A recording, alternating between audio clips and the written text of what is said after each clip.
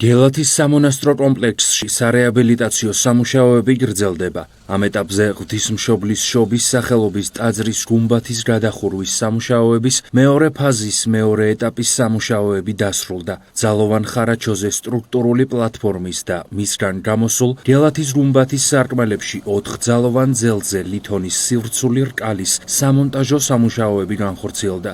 როგორც გელათის რეაბილიტაციის დროებითი კომიტეტის თავმჯდომარის მოადგილემ არქიმანდრიტმა კირიონ ონიანმა განაცხადა, აღნიშნული ლითონის სივრცული კონსტრუქციული რკალი წარმოადგენს სივრცულ პლატფორმას, რომელზეც დაეყრდნობა და აშენდება ღვთისმშობლის ტაძრის გუმბათის ერთიანი დროებითი გადახურვა. აღნიშნულ სამუშაოებს ღვთისმშობლის შობის ტაძრის პირველი ფაზის მსგავსად კვლავ გერმანული კომპანია Quadrexis სპეციალისტები შეასრულებენ. სამუშაოები კი 10 მარტიდან დაიწყება. როგორც მამა კირიონმა აღნიშნა, მსოფლიო მემკვიდრეობის ცენტრი და მისი მრჩეველი ორგანო იკომოსი მაღალ დონეზე აფასებს გელათის სამონასტრო კომპლექსში მიმდინარე სამუშაოებს. დღეს როგორც ხედავთ, ღვთისმშობლობით დაიწყო სამუშაოები და ჩვენ უკვე დავიწყეთ თავარი ფაზა გელათის კათედრალის გუმბათის ერთიანი დროებითი გადახურვის სამუშაოების. დღეს ხორციელდება სამუშაო, როდესაც გუმბათიდან გამოსულ ძალოვან ძელებზე ჩვენ ვკიდებთ სივრცულ ლითონის წრიულ კონსტრუქციულ რკალს. ეს რკალი არის შემდგომ უკვე პლატფორმა და საფუძველი იმისთვის, რომ ამაზე უკვე დაშენდეს ლეირეს მასალით განხორციელებული გელათის გუმბათის ერთიანი დროებითი გადახურვის სამუშაოები. მადლობა ღმერთს, როგორც ხედავთ, ყველაფერი მშვიდობით ხორციელდება. შემსრულებლები არიან მაღალი დონის პროფესიონალები, ამის სპეციალისტები ლითონ კონსტრუქციების, ასევე სამუშაოებს დედამხედველობს არქიტექტორი თავად ვახტანგ ხესაშვილი და ასევე სამუშაოების მენეჯერი ბატონი ლევან კაკაურიძე. ღვთისმშობლობით იმედი გვაქვს, რომ ეს პირველი ნაყოფთური მშვიდობით დავყიდეთ, ასევე დავხრჩეს ამ ნაყოფთური სულ ეს წრიული სივრცული პლატფორმა დაყოფილი 4 ნაწილად, მნენიდან იყიდება 4 ძელზე და 4-ვე ნაწილის დაყიდება მოხდება მშვიდობით და განსრულდება ეს ჩვენწყებული საქმე. აქვე მე დავამატო, რომ აღნიშნული ეს კონსტრუქცია, რომელიც დღეს უკვე სრულდება, ჩვენი რომელიც შეიქმნა გუმბათში და ძალოვანი ხარაჩო და შემდგომ მასზე მაგდება რა ეს კონსტრუქციული ლითონის სივრცული წრიული პლატფორმა შეფასებული არის მსოფლიო მემკვიდრეობის მიერ და მისი მრჩეველი ორგანოს იკომოსის მიერ, როგორც უაღრესად მაღალი ხარისხის, რომ პროექტი შესრულებულია ზუსტად და სხვა გადაჭრის გზა, რომ ჩვენ შეგვასრულებინა გელათის ერთიანი დროებითი გადახურვა არ არსებობს გარდა ამ არქიტექტურული მიგნებისა, რომელიც განახორციელა გელათის რეაბილიტაციის კომიტეტმა. და მნიშვნელოვანია ეს მაღალი შეფასება მსოფლიო მემკვიდრეობის იუნესკოს და მისი მრჩეველი ორგანოს იკომოსის მხრიდან.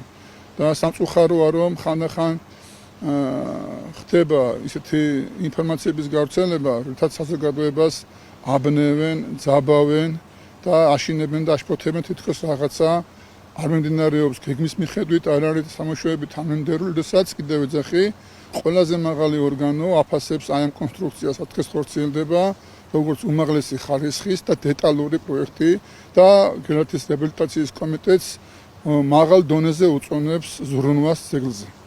თორემ ჩვენ მაქსიმალურად ვცდილობთ, რომ ყველა სამუშაოს ხორციელებთ პირველ რიგში უზრუნველყოფდეს ძეგლის უსაფრთხოებას და ხარისხს. ჩვენ უზრუნველყოფთ სამშენებლო პროექტის მართვას გელათის რეაბილიტაციის პროექტის ფარგლებში. როგორც ხედავთ, ჩვენ განვაახლეთ მუშაობა, როგორც ეს იყო დაგეგმილი გაზაფხულის დაწყებისას უნდა განახლებულიყო უკვე ფართომასშტაბიანი სამუშაოები, რაც მოიცავს გელათის ტაძრის დროებით გადახურვას, რომელიც არის ძალიან კომპლექსური პროექტი და ამ პროექტში ჩართული არის არაერთი საერთაშორისო მხარე და ჩვენის მხრივ სამშენებლო პროექტის მართვას უზრუნველყოფთ საერთაშორისო სტანდარტების შესაბამისად.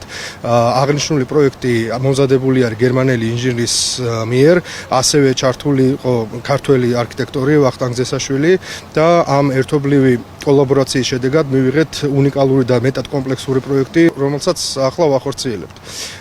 აღნიშნული სამშენებლო პროექტი დადასტურებული და მოწონებული არის იუნესკოს და იკომოსის მიერ და ამ პროექტის მიხედვით შემდეგი ეტაპი არის გუმბათის გარშემო რკალის ფორმის ფერმის მოწყობა, რომელიც დაამზადა ქართულმა კომპანიამ Construction Service და მის მონტაჟსაც ეს კომპანია უზრუნველყოფს.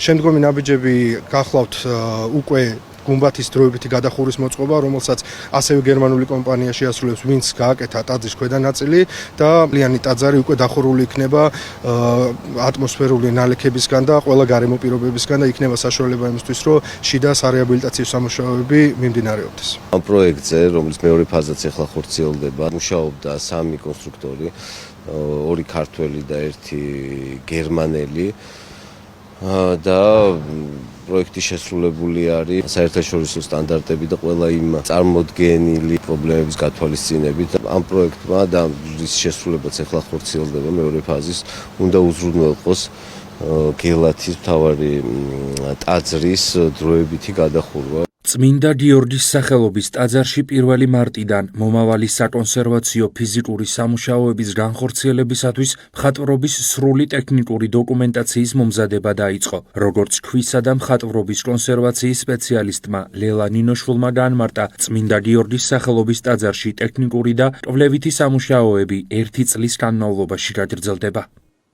მნიშვნელოვანია, რომ მარტის 1 რიცხვიდან დაიწყეს მუშაობა უკვე წმინდა გიორგის ტაძრის მხატვრობის ჯგუფმა და ესეც გასახარი არის საზოგადოებისთვის, ვინაიდან ჩვენ უკვე შევდექით წმინდა გიორგის ტაძრის ტექნიკური სამუშაოების მხატვრობის ტექნიკური სამუშაოების შესრულებას, რომ გამოვიკვლიოთ ფერწერის მდგომარეობა, ნალესობის მდგომარეობა, რომ ამითი საფუძველი გავამზადოთ მომავალი საკონსერვაციო სამუშაოებისათვის. წელს ჩვენ პირველ საველე ვიზიტს ვახორციელებთ უშუალოდ წმინდა გიორგის კედლის მხატვრობაზე სამუშაოდ. გელათის ყოვლისმომცველი საკონსერვაციო პროგრამის ფარგლებში დაიგეგმა წმინდა გიორგის ტაძრის კონსერვაციის გეგმის შემუშავება და სწორედ ამ კონსერვაციის გეგმის მიხედვით ჩვენ ვიწყებთ საკონსერვაციო საკვლევი სამუშაოების განხორციელებას. ეს პროცესი გაგრძელდება 1 წელს, 1 სრულ წელს მოიცავს. და სრულად მოხდება ძეგლის შესწავლა მხატვრობის როგორც ფიზიკური მდგომარეობის, ასევე მისი ტექნოლოგიის, გამომწვევი მიზეზების დადგენა, ყველა იმ საკონსერვაციო საჭიროების განსაზღვრა, რის წინაშეც დღეს ტაძრის კედლის მხატვრობა იმყოფება, ასევე მოხდება ყველა არსებული რისკის შეფასება, მზადყოფნის გეგმის მომზადება და უკვე მომავალ წლებში განხორციელდება აი ამ სამუშაოების შედეგად ფიზიკური სამუშაოები. ჩვენი ამოცანა პირველ ეტაპზე არის, რომ მოვახდინოთ კრიტიკულად მძიმე მდგომარეობაში მყოფი არეების გამოვლენა იმ საკვლევი და საპროექტო სამუშაოების პარალელურად, რომელიც დაგეგმილია კონსერვაციის გეგმის ფარგლებში, მაგრამ ვფიქრობთ, რომ მაინც კონცენტრაციას ამ ეტაპზე მოვახდენთ, რომ სადმე რამე ისეთი მოწყვლადი არეალი ან მოწყვლადი მონაკვეთი არ იმყოფებოდეს, რომელმაც შეიძლება დააყენოს საფრთხე. ასევე უნდა აღვნიშნო, რომ ტაძრის გადახურვაზე საპროექტო სამუშაოები მიმდინარეობს და კარგია, რომ კედლის მხატვრობის კვლევითი სამუშაოებიც ამის პარალელურად განხორციელდება, ეს საშუალებას მოგცემს, რომ მაქსიმალურად დავაზღვიოთ საფრთხეები, რაც შესაძლოა მომდინარეობდეს არქიტექტურის საკონსერვაციო სამუშაოების ფარგლებში და ვაკონტროლოთ სიტუაცია, რომ თქვათ არ მოხდეს რაიმე გაუთვალისწინებელი, არ დადგეს რაიმე გაუთვალისწინებელი რისკი.